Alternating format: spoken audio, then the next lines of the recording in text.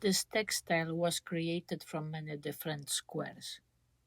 Each one was made using a slightly different technique. Some of them I loved immediately. Others are still not my favorites. But that's exactly the point. Every square was an attempt, an experiment. A question I ask myself: what would happen if I made it this way? Sometimes the answer was beautiful.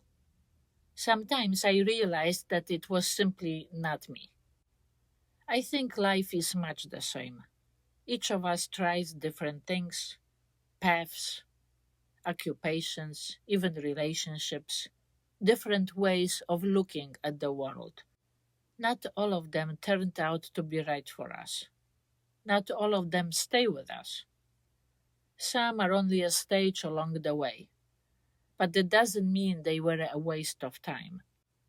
Even the experiences we eventually leave behind teach us something very important. They show us who we are not. And that is just as necessary for discovering who we really are. When I look at this textile now, I no longer see successful and unsuccessful squares. I see a journey. Every one of them added something to the whole. They taught me a new technique. I started to practice patience. Little by little, a new way of thinking began to emerge. Because of that, the next square became just a little bit more intentional. That's how confidence is built. Not in the moments when everything goes perfectly, but in the moments when it doesn't. With every piece I made and with every day I devoted to the work, I became a little less afraid to try. I began to believe that even if something didn't turn out the way I hoped, it wouldn't be a failure. It would simply become another part of a much larger whole. At the very end of the tapestry, I added a red thread.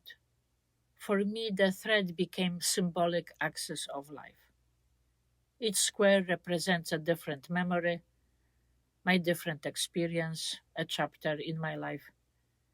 The red thread passes through all of them, quietly saying, these are not random fragments, they all belong to one life. The red thread doesn't simply connect the squares, it connects time itself. It reminds me that even the experiences that seem far apart can become part of one meaningful pattern.